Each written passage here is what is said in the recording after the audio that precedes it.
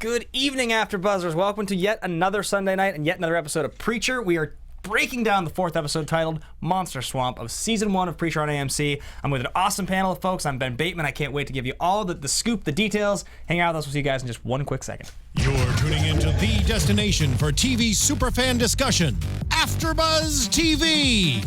And now, let the buzz begin. I'm the only one who's dancing with my hands. It's dancing with my head. Yeah, there you go. But you guys are singing, so it's making me that. Wow. Beep, beep, beep. Wow. Oh God, let's not be. Let's not start that quartet we were talking about. That part of the touring. That part of the story where we all tried to do the same note in different octaves instead of a harmony. Excellent, excellent choice. I thought you did a really good job. Did you? Yeah. Guys, welcome to Preacher, Episode 4, Season 1 on AfterBuzz TV. This is the After Show. I'm your host, Ben Bateman, joined by an excellent, beautiful panel of co-hosts, starting with Mr. Dave Child. Hi, I'm Dave Child. You can find me at Mr. Dave Child or DaveChild.com. I'm beautiful. Yeah, he did. He called us beautiful. Yeah, he called us beautiful, which is nice. I'm beautiful. I'm beautiful. I wish I hadn't and you just said that. That would have been way better, but... Yeah. Hey guys, I'm Roxy Striar, and you can find me everywhere at Roxy Striar. And I'm Frank Moran, and you can follow me on Twitter at Happy Go Jackie. Why don't you say it yourself? You Because gotta he say wants it me yourself. to say it, but I'm not going to say it. All right, I'm not. fine, Roxy. It's like just Dive a in chance front of to that plug bullet. yourself, and I'm not going to do it unless you change your Twitter handle. And then I'll help you. All right, thanks, Roxy. Perfect. So, there was a comment on the YouTube last week that suggested that we took a little long to get into the breakdown. I seem to remember last time we had like some long conversation on a tangent, so I'm going to suggest we get straight into the action just as soon as we introduce everybody's Twitter. Right, it and was of a course, beaver tangent. Oh, that's what it Yeah, was. yeah. The Beaver tangent. I'll Sorry. never apologize I'll for never that. apologize for Beaver. I will. So first and foremost, guys, where can everybody find you? Just said that. I just Yes. didn't. I'm Ben Bateman. You can find me at Ben Bateman Media. We're on iTunes, and we are also on YouTube, which you are either watching us or you're listening on iTunes, but give us a rating and review or leave your comments below. It helps us stay high in the standings, and unless you do that, it makes it hard for us to continue to provide free content, which is the best way to do this. So we're just going to keep doing that if you help us out with great reviews. And let's, of course, give the shout-out, which is that this is based on a comic book. Most of us have read the entire series of the comic book.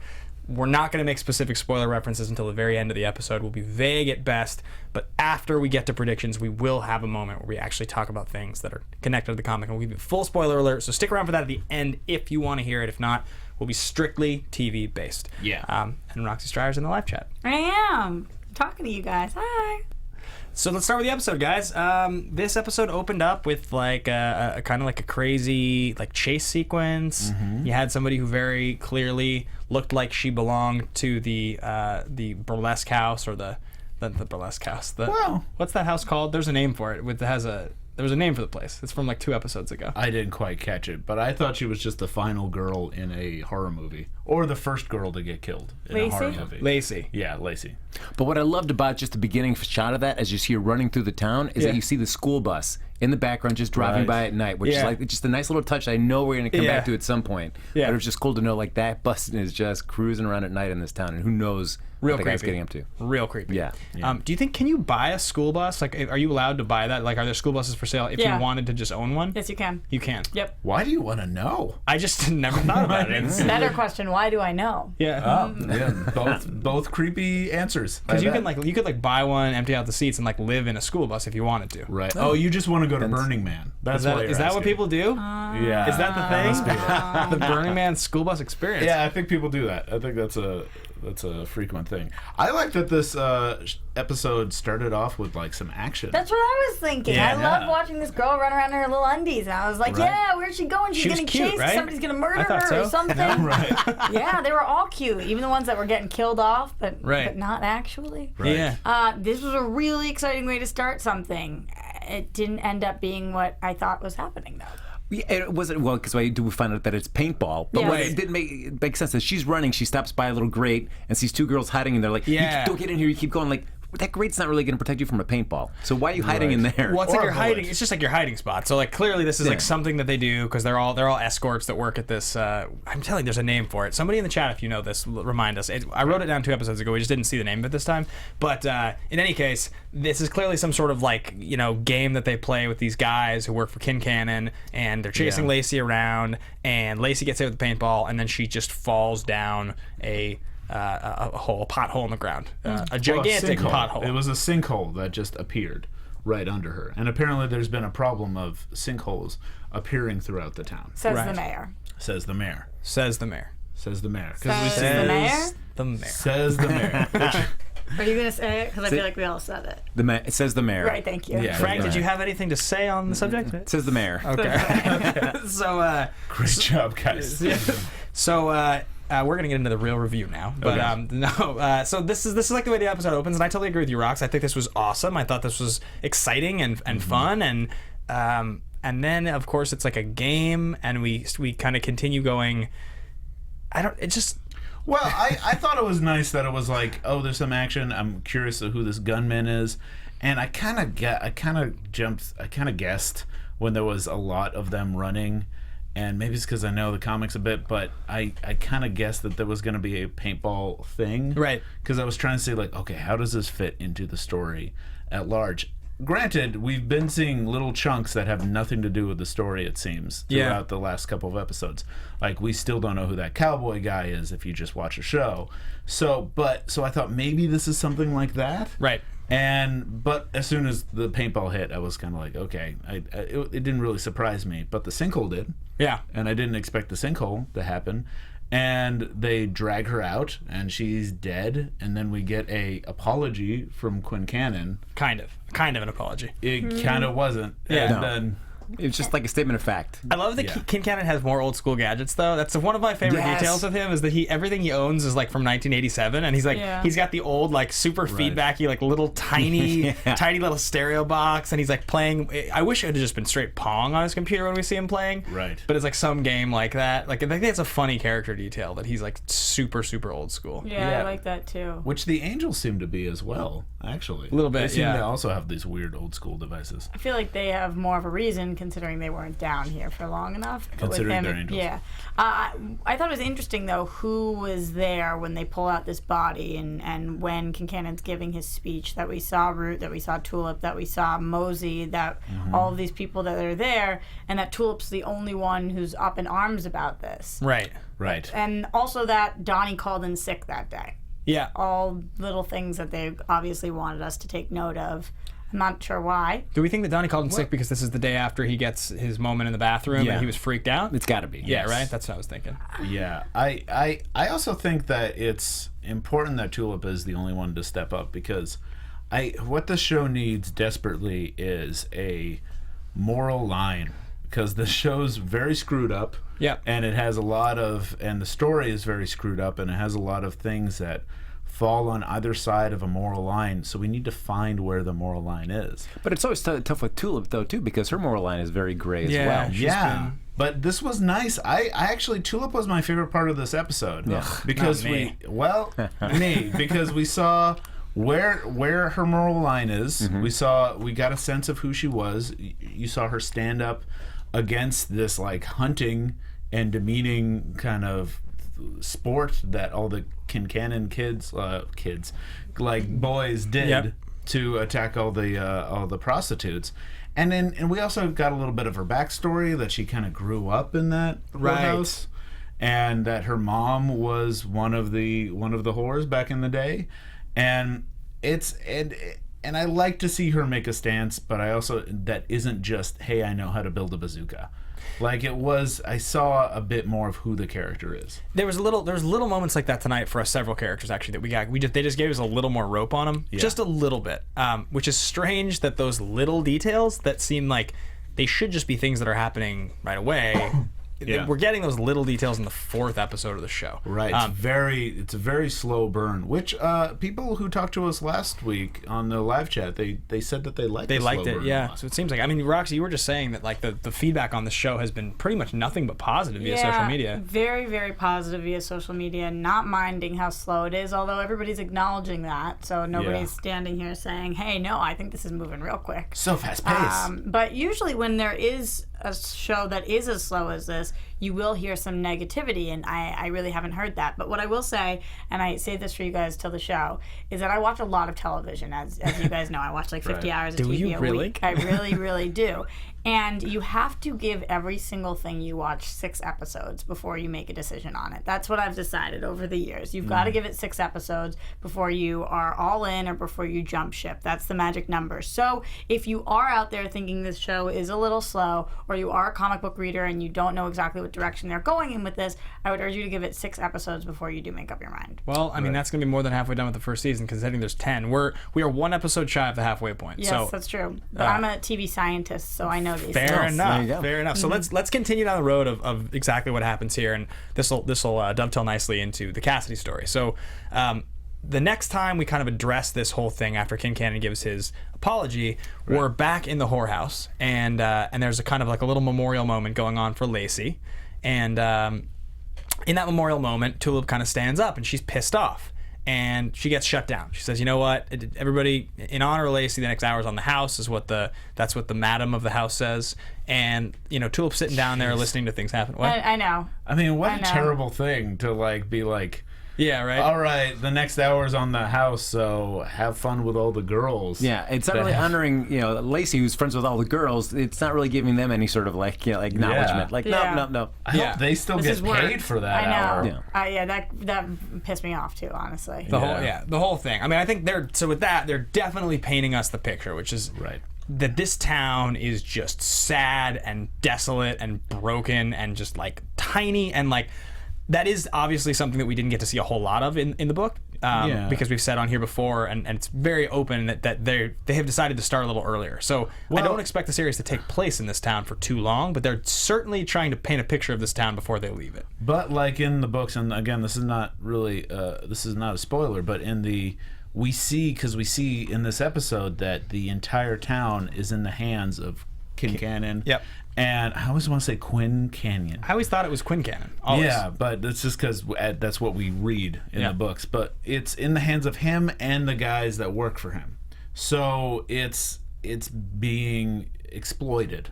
And that's what we get a sense of in this episode, which I was waiting for in the last couple of episodes, to be truthful. Because we kept seeing Quinn Cannon, and he didn't do anything except be kind of creepy. Yep. And this time we actually see the exploitation that they're doing. It's not that extreme, the exploitation, to be honest. They just have a weird chase game and then sinkholes that are maybe his fault. Right. But I'm not sure. I was kind of down with the chase game. That seemed fun, right? It kind of seemed like a good time. Yeah. I could be either side of that. I think it both seems fun. Yeah. Fair enough. Same. All right. So Tulip has a problem with this. The girls go to work. Tulip goes up with this was a shower rod or like something like that kind of thing that holds a curtain at the top of a window, and she beats up this dude that she thinks is Clive and he falls out the window, and you're like, yeah, Tulip's taking action, but it just actually turns out to be Cassidy, which is great. And Cassidy's drug scene, which again we'll just get into his stuff now in just a second, was funny to me. I liked the Cassidy after he like negotiated and got cash was just like out. Yeah. Just like I love the unkillable relationship between he and the Angels. I think that's funny. That neither one of them can seemingly die, and they both know this about each other. So like they're just kind of at odds. Like it's just like a discussion, but like the Angels are just big sissies. Right. And like Cassidy kind of seems like he's a big sissy also in some ways. Like he's tougher than them, but like he's not that forceful. Like he's I don't think he seems like a sissy. I just think that he's an addict and just cares mostly about one thing. The way they're depicting him here. So he's got a one-track mind. So, but with Tulip and Cassidy in mind, so she knocks Cassidy out the window. He gets a giant shard of glass in his neck, and then they're in the car. And this was you and I agreed on this. This is the best scene in the episode, I thought, because they set the stage for some stuff that happens later. And so the two of them in the car, and Tulip's just like, please don't die, please don't die. She's praying to God which I thought was interesting. Did you guys? Yeah, I think it shows that where she kind of lands in the God spectrum, because this whole show is kind of about morality and God and religion in a lot of ways, and you kind of see people fall on a different side of the spectrum, and she's someone who's will pray if needed but doesn't have a very good relationship. But I think this scene was great because you got to see like the relationship with Cass build. Yeah, and certainly much more different than it was in the comics. Yeah, which was a nice updating of that first meeting, because it does come out of nowhere. So you and I have, the three of us have all actually had words about Tulip a little bit just while we were setting up, but you came in a little later. I've had a love-hate relationship with this character in the show so far. What do you think about Tulip? I mean, I at the beginning I liked her updating, but I feel like it's just we've been kind of just spinning wheels with her and Jesse and whatever this whole thing is, and I feel like with a lot of the show they're just setting up a lot of balls. Hopefully at some point they're going to be coming around and we're going to see how they're played out, but I just feel like right now I've been kind of irritated because I feel like we've just been kind of going in circles with Tulip. I find that she's not likable in a lot of scenes. That's one of the things that I find annoying is that I like the updating with the sort of that really sort of dry, a little sarcastic sense of humor that she seems to have, which she didn't really have that sense of humor in the book. So that's an updating. But at times I just find her entire, like, she's so like just like rough, and like she's just like kind of just like obnoxious to me. Like I haven't found that I've been in a situation yet where I'm like, go Tulip, you're awesome. I'm kind of in a lot of the cases I'm like, you're trying really hard to come off this way. I feel like, where's the real character in you? And I'm waiting to see those scenes with Jesse. Maybe when Jesse opens up, we'll see that. What I like about her is that she's not somebody who gets it right the first time, and that's an interesting character to watch. So even in moments tonight, like she thinks she's going after Clive, she actually goes after Cassidy. Her intentions were good, her execution was poor, and that's something that I think is important about Tulip. And I think she's doing a really good job portraying that. I do think she is endearing. I think they're building her relationships very strangely right now. Her relationship with Jesse is almost not there, non-existent, which is a huge problem for me. Yeah. And I think to build her relationship with Cassidy before building her relationship with Jesse is a mistake. I disagree, because I think we still get a sense of, we know that they had a history in the past, and I think that they're kind of destined together. So if you're going to bring Cass in as a potential third wheel or love triangle, you got to do it now, because before the relationship really builds with Jesse. Otherwise it's just going to seem like Cass has no shot at all. On what basis are you saying they're destined for each other? But quick before you answer that, let's make sure the Cass Tulip stuff, that's way in the future and comes from the book. So let's be vague about that. I don't want to get specifically into that. I'm not being specific about that. Being specific but at I'm all. talking about the Jesse Tulip destined to be together. How in what way have we seen that at all? Well, I just feel like they're in just the sense that you watch a TV show and you have the Ross and Rachel, and they are the Ross and Rachel in this because we're told they are. I feel like they don't. I agree that they haven't really built it at all, and that is a problem. But it is kind of where you assume their story is going to go. So we need to have that scene where they're really connecting. But having the cast now is maybe going to be helpful. Here's the reason I agree with him as far as them being destined to be together. You're talking about Tulip and Jesse, right? You can't. There is no chance, none at all, that you're going to have guys that are super fans of this show as much as Seth and Evan, who have wanted to make this their whole life. I'm not talking about the comic books. I'm just saying. I'm not saying it's because of the comic books. I'm saying that those guys wanting to make this story, that relationship's the cornerstone of the entire story. Of the comic books. But you're not going to make this show unless you're going to respect at least the most important points. You can change tons of other stuff. I don't disagree with you, but I'm talking about, as somebody who's watching this show for the first time, as somebody who doesn't have any background knowledge, if you're talking about the Ross and Rachel of this show, you're clearly talking about Jesse and Emily, because one person's been in love with the other person for so long, and it's very apparent. That person would be Emily. Jesse, who doesn't even know Emily's frickin' kid's name, mixes up Timmy and Tommy, shows how much he frickin' cares about her. So I think that they're doing, if they are destined to be together, I have no idea that's not true. I'm not rooting for them in any sort of way. Agreed. And that's a problem for me. Yeah, no, I agree with that. It is interesting, though, to say, as much as you've had problems with the character of Tulip, Like it seems like the scenes that we like within episodes seem to be more Tulip based than not. If we think like last episode with the sheriff, we like that Tulip scene. This episode with Cassidy and Tulip, it seems like more often than not the scenes that we like, at least within the series so far, have been Tulip based. Because she's making those mistakes, because she's trying something but it's not quite going the way she wants. So at least we're seeing some sort of conflict as opposed to the other scenes where it's like there's build up and then nothing really happens sometimes. I'm finding enormous problems with a lot of the characters, and we'll get to that as we continue through. So let's just finish the moment with Tulip and Cassidy. He's bleeding out. She thinks he's not really, and he looks up at her and he says, "Kiss me." So she kisses him. That's his moment. He has stars in his eyes. He gets that little grin. We hear a love song. Yeah, we hear a love song. He gets into the hospital. She's like, no dice, Grandma. Get him fixed up. I don't need forms right now. She finds Cass drinking blood in the next room. Well, she find him drinking blood, or she just find him covered in blood? In the blood bag. With the blood bags. Yeah, he's got the bag. I think the blood was from his neck, just kind of covering his clothes too. Two things about this. I think that her concern for Stranger, who is Cass right now, made Tulip more endearing. And that was kind of nice to see. It was her save the cat moment, but it was like save the vamp moment. I agree with that. And definitely, it is interesting to see that the first person who he reveals himself to be a vampire really in front of and will actually probably believe him now is going to be Tulip.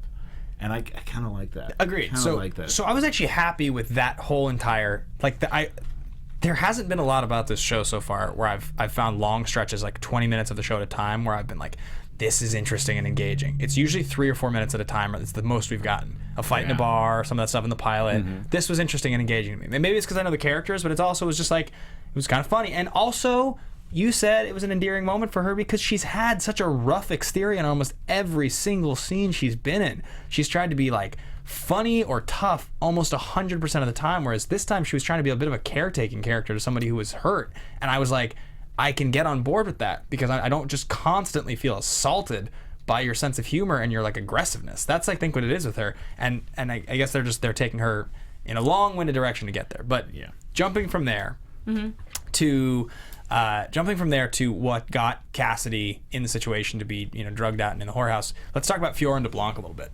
Okay. These angels, these unkillable angels. I mentioned the unkillable relationship between Cassidy and these angels, and I think it's really hilarious that they are just kind of arguing like who's gonna win. Like it doesn't seem like either one of them really knows how to handle the other one. Right. And I know that we were debating last week what Cassidy's true agenda was, and it feels like he's siding with Jesse, but he's just trying to use the angels just to pump information out to figure out what the real deal is that Jesse, what the thing is that Jesse has inside. And also give him money and drugs. Oh yeah, of course. I think he's trying to pump. Well, yeah. For that. For his own needs, but also I do feel like he was trying to help out Jesse a little bit and get the information. So what exactly is inside him, and how do you get that out? I feel like he preferred the song, so I thought that was cool. Agreed. Who would prefer the? I like the chainsaw. Yeah. That'd be great. I am really one of the things that I really enjoyed. My other favorite moment of the episode tonight was when Fiora's watching the burger commercial.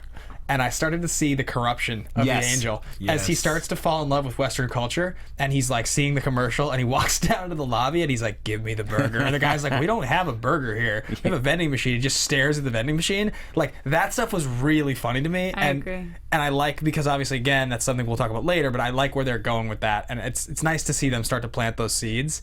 Because it's nice to see this angel get corrupted by humans. And I think that's a big part of the story and humanity versus this kind of supernatural other. And at least it's a different depiction of angels than we're typically seeing on TV, even in another DC comic and Lucifer.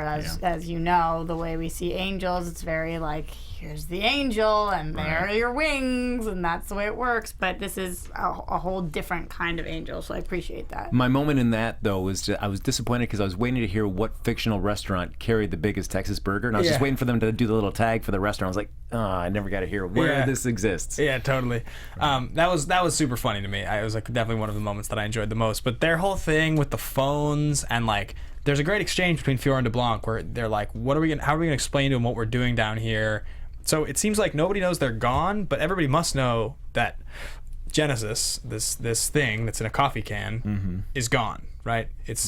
They chased it. It was in heaven, and now it's on Earth, and it's in Jesse Custer. So heaven must know that it's gone, right? Well, it's only by the end of the episode, for sure. When that phone rings I think that's the indication, like, wait, hold on. Something's going on. Yeah. we got to figure out what the deal is. Yeah, what a strange way to end an episode. I do have to say. Just have it like, they build up this, oh, that's the phone, and we could call that phone or don't pick it up. And so when it rings, it's not, I mean, it's a weird way to end that it just doesn't feel like as much of a cliffhanger as maybe they were trying to go for. But it, because how is anybody supposed to think that that's a big deal when you're just watching the show first time through? That it's ringing. Well, you know that. Okay, so like, we know they're angels. We know that phone is a big deal, and what do we tell them? So it's clearly talking about people that are in heaven. Yes. So we think that God is up there. That's what we think. Yeah. Right. Right. I mean, that would and be they're that would be get a phone call from God. Yeah. So that's a big deal. The stakes are high there. The phone's ringing. God's calling them. Where's this crazy spirit? And so I get that, and those stakes do matter, and just from the point of view of only what we've seen on television, they still do matter. It's just one of those things where, like, how do you not end one of these third or fourth episodes with like a giant moment? We were building up to the sermon, and he's like, I'm going to do something so huge, everybody's going to stay. I'm thinking he's going to do something crazy. Yeah, that would have been a great moment to end on. Have him do something outrageously wild in front of all of these people and in front of everybody at home. Not what happened. I think the frustrating thing is that we, as just audience members, know all the pieces that are in place, and we know all the stakes. You know, we know that we've got the Word of God, we've got a vampire, we've got angels. Yeah. And yet none of the other characters are really cognizant of all that, and we're just waiting for those moments of realization between the characters to happen to really start kicking this thing into motion. I was even surprised that Cass doesn't really believe that they're angels.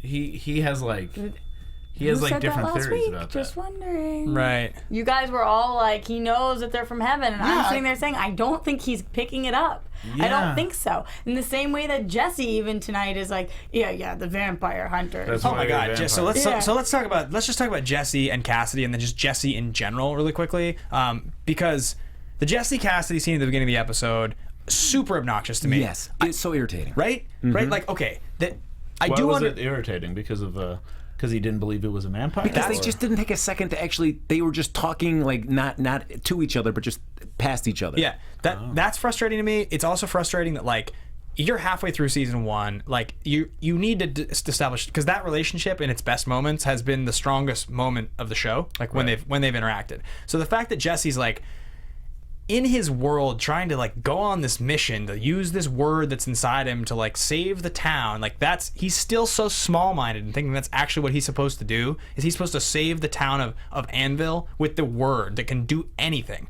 That's what he wants to do. Is mind-blowing to me. He's so caught up in that, he's ignoring Cassidy. Cassidy has now said to him, I'm a vampire, I'm 116 years old, there's these guys that are chasing me, there's these guys that want to kill you with a chainsaw, like, this is what's happening, and like, you would think he would listen, they'd be friends. That relationship feels so ticky-tack cardboard to me right now. Mm-hmm. The thing is, the one thing I will back with Jesse's motivation is they're building a character that's a lot different from the books, because he is someone who believes he should be a preacher and he should be working for God, and he believes, and he has that religion, like he wants to get a firm grip on his faith, and when he's given this power, he feels like the only logical thing is to be a good preacher, to be what he thinks a preacher is, and to preach. So this is building up to him about to preach to people and actually save someone that will save the town, the people that he knows. This guy has power, so he can save Odin. Then, and even in the comics, Jesse isn't someone he's not one to save the world. He's one to save whoever is around him that needs saving. Right. Like that's who he is. And so I don't mind the fact that he's like that. A plan of attack is to get everyone in the church and save people, or prove that you can use his power to get people in line with the church, because that's what he thinks he should do, and he doesn't really know the repercussions of his actions quite yet. So let me. He hasn't really seen anything. He doesn't realize that what's his name? The guy who loses his heart. Ted. Yeah, Ted. Your My favorite? BFF. Yeah. He doesn't realize that Ted killed himself because of him. That's like, we know that. Right. And we know how dangerous his powers can be. So I was hoping this episode was going to end with that blowing up in his face in front of him. Right. But that doesn't really happen yet. But it is kind of nice that he's at least pursuing his powers in a very sedated way, that he's not going out and just becoming Kilgrave. I have the biggest problem with, like, I know that they're trying to build a different character, but like he's in there helping move around troops with Quinn Cannon's like whole like little army setup, and it's like, dude, you're supposed to be this. You're supposed to be this like tough guy preacher who's like that's your whole entire being as your old school Texas shit kicker tough guy, like, and you can take time to build up to where you're gonna be, but if that character doesn't exist, this show fails straight up. And that's based, I know that's based in the comic book, it's just a character, like that is such an important character, and watching him there like move and like talk to him like, oh, they retreated into the bunker, it's like, this guy is clearly scum. You know that Quinn Cannon's not a good dude. Like, you're smart enough to know that. You've seen what he's done. You see that he has the town and he's exploiting the town. I'm just like, the Jesse Custer that I want to see 4 episodes into this show holds Quinn Cannon up against a wall and is like, this is what you're gonna do. Not like, I'll give you my land if I don't save you, and let me help you with painting these toys. Like, what is this? Like, I said, that's. I'm sorry, I'm ranting. But no, but I feel like his whole premise of like wanting to turn around this town by getting Quinn Cannon on board is just like, or Quinn Cannon is just faulty because I mean, if you're going to take God into your life, that's going to be a conscious choice. But by forcing people to do it, I mean, that's just already the whole premise of what he wants to do is just on shaky grounds. Doesn't seem very Christian of him. No. There you go. And Rox, your point that it's going to blow up in his face, I think that's a fair point. Like, it seems like. Or did you just say that? I said that. Okay. That's okay. I was going to take credit, though. It sounds like something Roxy would have said, though. I don't think get anything confused. said. Sounds like me. I get confused with Roxy all the time. Yeah. It's really a problem. Right. Everywhere I go. Always, me too. So his whole thing, like your whole thing that it's going to blow up in his face. Yeah. They could be just really taking their time, because it's true. He forced the word on Quinn Cannon. Like he made him a deal, and then he used the word to win. That's like going back in time and betting on on sports games. It's like that's one of those things where you're like, if I had the power, would I be honest? And like, he has the power and he just did something very dishonest. So there is the sense that we're gonna see it break. I'm just so surprised that at this point, if I was watching this with no frame of reference, I would just be like, why do I care about any of these characters' relationships? It's all so vague. It's all so loose. Like, it all takes forever to. I think there was that episode. I have a suspicion that this whole series is built to be binge watched. Yeah. And I think that.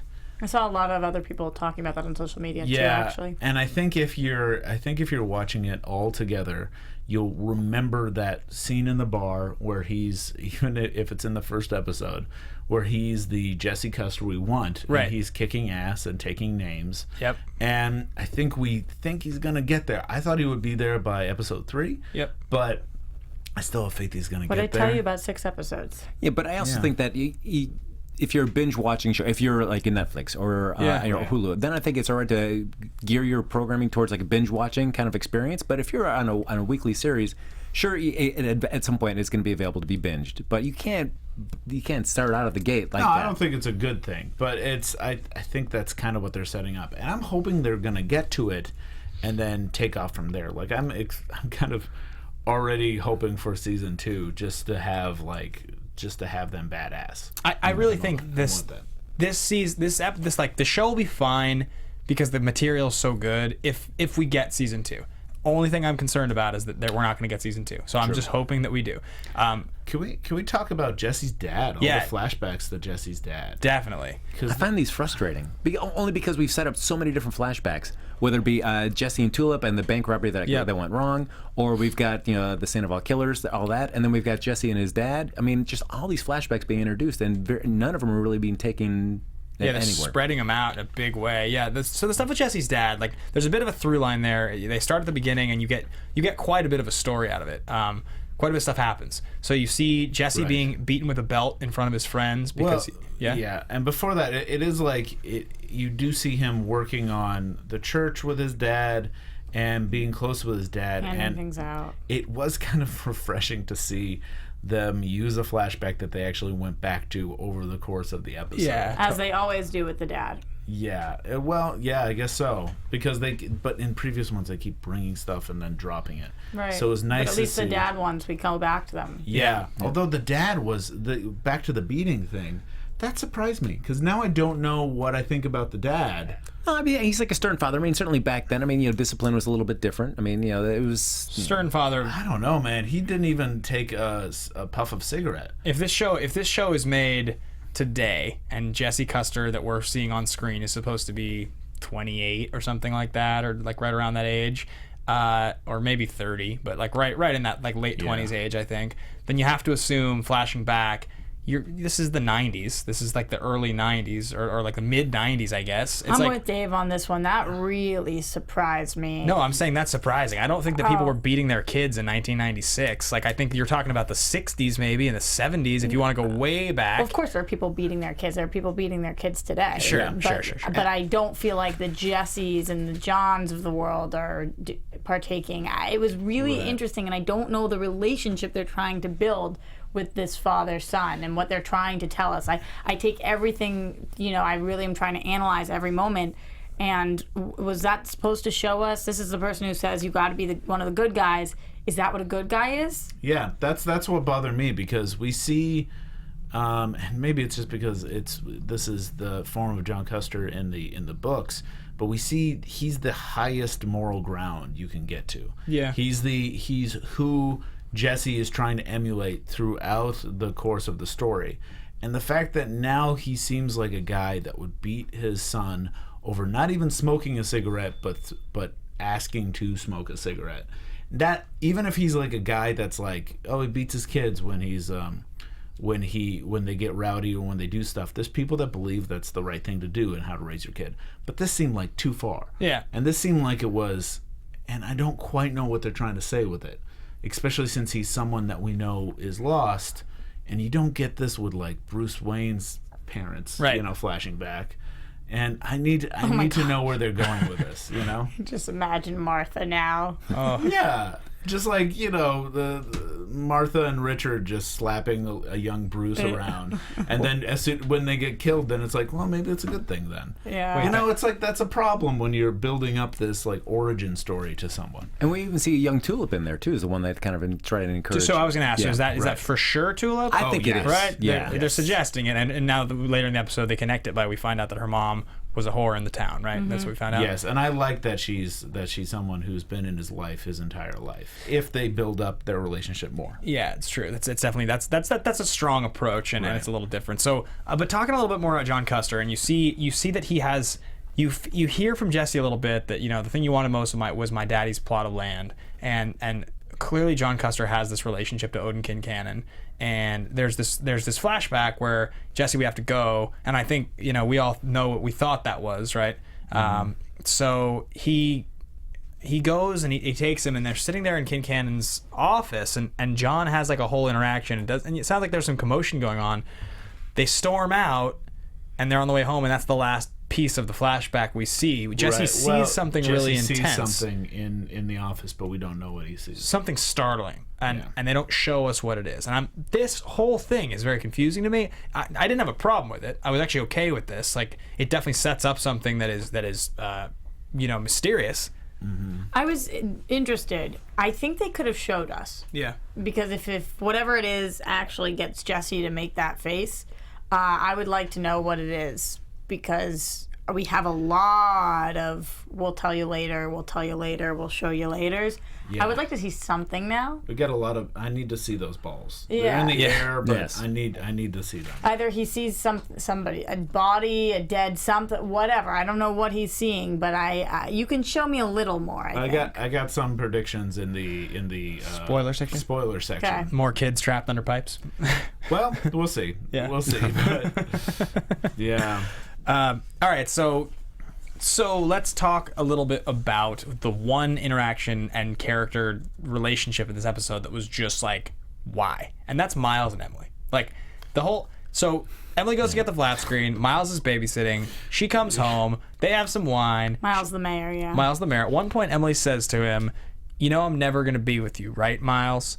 And he's like, you said it enough times. And then she's like, takes her pants off, and she's like, out by the morning, can't let the kids see you. And you're like, oh, there's a sassy side to this girl. She actually has wants and needs that Jesse Custer's not answering. Yeah. That I kind of liked. I like that we saw that she's not just the perfect little angel that Jesse could be with, that she has a sexual side. Because often the good girl in these in any like story about a love triangle tends to be kind of sexless. and be the Virgin Mary in a lot of sense. So it's good that we don't just have a literal virgin whore complex going on here. It also that we sets actually, up. Oh, sorry. Yeah, that she's a person. That's all. It's also a reaction to the earlier scene when Jesse goes in to like, you got a Band-Aid on your ear, and she thinks he's gonna kiss her, and it was like another one of those moments where you're like, she's just been like let down repeatedly by this guy. So that might have been a little bit of a reaction. So Miles is just a human vibrator. A little bit, yeah. It's basically just I need to get off right And now. the top of that scene is like, is your mom here? She's pooping. Like that. She comes out, buckling up her pants. Like, no, not the best way to meet a guy that you're crushing on. Yeah. Right. And also, Roxy has something to say. I can see it on her face. So we need to get it. We need to clear the air. What is it? I thought this was really unrealistic of Emily. Right. That she would sleep with a guy that she didn't have any feelings for, that it seemed like, then straight up say, I don't have any feelings for you. I don't know her character that well yet, but I think that usually, at least the girls that are being goody two-shoes, even if they are interested in having sex, they either will wait, or if they don't wait, they're sleeping with somebody that at least they're pretending to have feelings for, or that they're out loud saying, like, okay, trying to convince themselves or convince the other person. For her to just be randomly sleeping with somebody really surprised me. I don't know. That's something that happens. It's glad to hear you're never an Emily, but I've definitely been a Miles. Like in a lot of occurrences. So it felt like a very realistic thing. So it felt like making her more human to me. I mean, that was one of those moments I was talking about where we got a couple little bits of character with Tulip talking about her mom, with Emily doing that, where I was like, these are the kind of things that I would have wanted a little earlier, just to get me through with some of these characters. Because like to this point, I don't have any faith that she's actually the Rachel to Jesse's Ross. I have no faith in that. No. So like her relationship to Miles is just like, why is this a thing that we spent 5, 6, 7 minutes of the episode on? Like, also, now we meet the mayor and Miles. This seems to be a big deal all of a sudden, and we haven't met Miles before. Yeah, he was in the first episode. He was, but he was just like one of the many church faces you see. No, he walks up. Remember, he walks up to them when they're at the diner in the first episode, and he says, he's like, hey, guys, having some food, and she's like, we're just talking right now, Miles, and he walks away, and then you see him again later. He's like, yeah, I mean, and then he has his whole thing with Quinn Cannon as well. That scene was a delight. Yeah, and Quinn Cannon pees on his briefcase. I mean, at least that was nice. That was actually some of the comic, actually. Yeah. I enjoyed that. Totally. That was one of those moments when you were saying. Remember, you were saying last week how you're like, we need a moment. We need a moment next week where it's like something really, really messed up happens. Yeah, that's how I phrased it. Yeah. And this wasn't close. That came close to that. It wasn't messed up, but at least it was like one of those like, this is like some dark humor that's like a little bit. Yeah, it's like right. And that was funny to me, and so I was happy with that. I also liked that Quinn Cannon knew. He was like, you were stopping in and eating with the guys from Green Acres. Yeah. Showed his power, which was kind of nice. In Austin, yeah. How do you like there? Yeah. So I think that pretty much covers everything we saw in the episode. So let's do our 2 versions of predictions here. Predictions? Woo! There were a couple comments in the chat that I wanted to definitely. read from you guys. Not necessarily predictions, but I just love that they're in here. So Maya Patton says, I thought the ending was great. I think they did a good job hinting about the trouble they could be in for being on Earth. Mm-hmm. So that's cool that people out there are liking that. Puka said, I actually really love Tulip because she doesn't seem to care if you find her likable. Even Jessie, you are told that she used to love, and she doesn't care if her annoying pranks make him hate her. That's true. She doesn't give a crap at all. Yep. It's kind of nice, actually. Yeah, I think that's a good way of thinking of it. Yeah. Well, so I think the predictions, as mentioned there, I think we're going to get some heaven backlash going on, and maybe they're going to step up the game somehow. Okay. To try and get this entity out of Jesse. So I guess that's my prediction. Are you thinking through song or through chainsaw? Or guns, or whatever. We'll see. Well, certainly Jesse's word when he uses it is usually taken very literally. So when I'm hearing Quinn Cannon saying "serve God," I'm like wondering what is the literal interpretation of that. And what is Quinn Cannon's God? Yeah, I I thought. Oh yeah, that's good. I had a similar feeling with that. So I think something we're going to see next week is we're going to see the literal consequence of the misinterpretation, and that's going to be a wake up call for Jesse. That's something I think we'll see next week. The thing that I was really interested in, because I missed him tonight, was seeing Arseface in the car that's getting just bashed in, and him kind of like scared. We heard the murderer thing. We've talked about a little bit of what's gone on with Tracy. You're talking about in next week's episode, the clip they showed? Yeah. Yeah. Well, we're doing predictions, aren't we? Yeah. I just didn't remember if you were referencing if we'd seen that in this episode. And I forgot. No, I missed him. Yeah. I missed him in this episode. But next episode, I'm excited to see what that's about, and I think we're going to hear more about what it is with his dad and with him and what's going on there. Mm-hmm. That'll be great. Yeah. I guess the only other one is that I think they're continuing to give us more and more of the John Custer stuff. They're like showing more and more of that story. So I think that as we wind into these next 3 episodes, I think we're gonna get the full John Custer story. I think by like episode 7. I don't think they're gonna wait to show us the whole thing until the 10th episode. So I think we'll see sort of his entire arc and how it affected Jesse in flashbacks by about the 7th episode. The whole thing is in like from life to death. I think we'll see like because we've seen his death on screen already, but I sort of think we don't know why or how. Yeah. Or I think we'll get the general setup. Now the whole story, like the actual whole story, I think will be episodes. But as far as the flashbacks go, I think they'll fill in a lot of the blanks for us by like the 7th episode. Right. All right. So let's do a spoilery prediction that's going to have reference to the comic books. But before we do, if you don't want to know because you just want to watch the show and you don't care about the comic books, let's all do a quick sign off and thank everybody. So Frank, where can the folks find you? You can find me on Twitter at HappyGoJackie. Roxy Striar. You can find me everywhere at Roxy Striar. You can find me everywhere at Mr. Dave Child. And you guys can find me at Ben Bateman Media on Twitter and Instagram. Let's do a spoiler alert. Happy go, Jack. Spoiler alert. Going All off right. of what you were just talking about, Ben, Yep. I think they're actually going to find themselves in some trouble based on the comics if they keep doing all of these flashbacks, because when do you stop doing flashbacks of the dad's story and actually get into the dad's story? Right, and I thought this was called Monster Swamp. I thought we were gonna get some swamp people. Yeah. I thought we were gonna get like family members coming out of the woodwork. I was like, finally, we're gonna see some of the Custers. But we didn't, and I won't Not be the Custers, satisfied if but we don't spend full episodes and we're just flashing back to the dad's story, and I don't know when you kind of make that transition. That's what, well, that's what I mean when I say I think they're going to fill in some of the blanks. But as far as like Jesse's whole childhood, all that stuff, like where it gets really dirty with Jesse and TC and all that, or Jody and TC and all that, because that's the scene that I thought we were seeing, right? When he's like, we have to go, and he's taking him to King Cannon's office. I thought that's the scene where they find him and they blow his head off. Well, also, I mean, it's so different from the books because in the books they find him and they kill him because he's not a preacher, because he's not a minister. That's like a big reason why this family, which is I forget their names, but it's the Langels, I think. Yeah, they're on the mom's side. The idea is that every male heir that they create becomes a preacher, becomes a minister of some sort. They have a duty to God, and they stick to that so hard. And they're changing it so much that I don't know. This Custer is already a preacher. He's already a minister. Is he doing that to save Jesse's life from them? And was he ever in the army? Who's Jesse's mom? Are we going to do all of that in flashback? I feel like not, because I feel... and they're also changing his morality because he's not such a good guy because of this hitting thing. Yeah. I think, and that felt more like a Jody thing, you know? Like, I don't understand what they're doing with him compared to, like, these family members that are going to come in. And if he's already getting beaten by his dad, when it does come to the family members, is it as big of a deal to him? Is it if he doesn't get shell-shocked like that? And I don't know. I mean, I guess it's a massive deal if they start putting him down in the coffin. In the coffin. Yeah. Well, losing the dad and his mom should feel like he lost the only chance of a decent family. Right. And right now it doesn't seem like he's a very decent family, so I don't... Yeah, that's definitely true. I mean, talking about changing John Custer's character and the army stuff, I mean, when I asked Garth Ennis about that, he was pretty clear, like, we're not going to see John Wayne, and there's no Vietnam because you have to move it forward, so I don't think that's stuff we're going to see. And then when he says I don't think, I mean, obviously, I'm pressed. He can't tell me exactly what's going to happen, but I think that's his nice way of essentially telling me we had to change that whole part of the story. So I do think this is going to be totally different.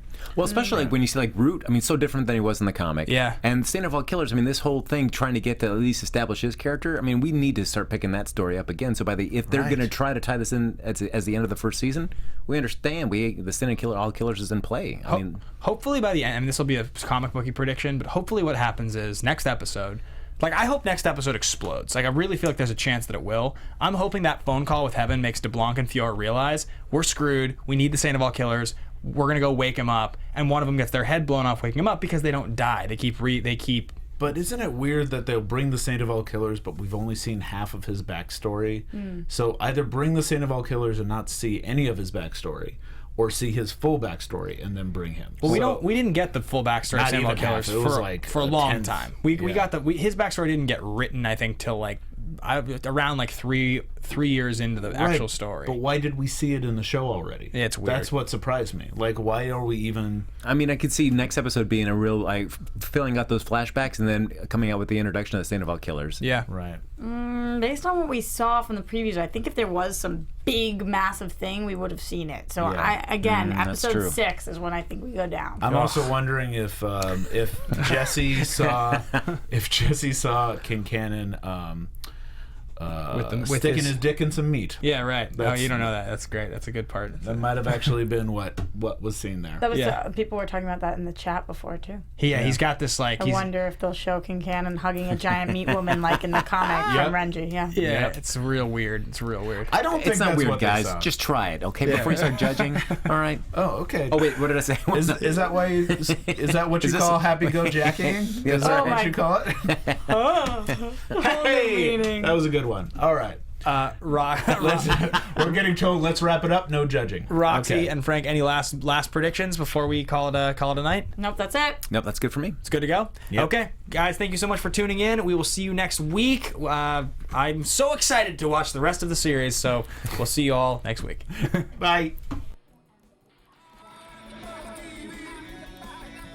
From executive producers Maria Menounos, Kevin Undergaro, Phil Svitek, and the entire AfterBuzz TV staff, we would like to thank you for listening to the AfterBuzz TV network. To watch or listen to other after shows and post comments or questions, be sure to visit AfterBuzzTV.com. I'm Sir Richard Wentworth, and this has been a presentation of AfterBuzz TV. Buzz you later. The views expressed herein are those of the hosts only and do not necessarily reflect the views of AfterBuzz TV or its owners or principals.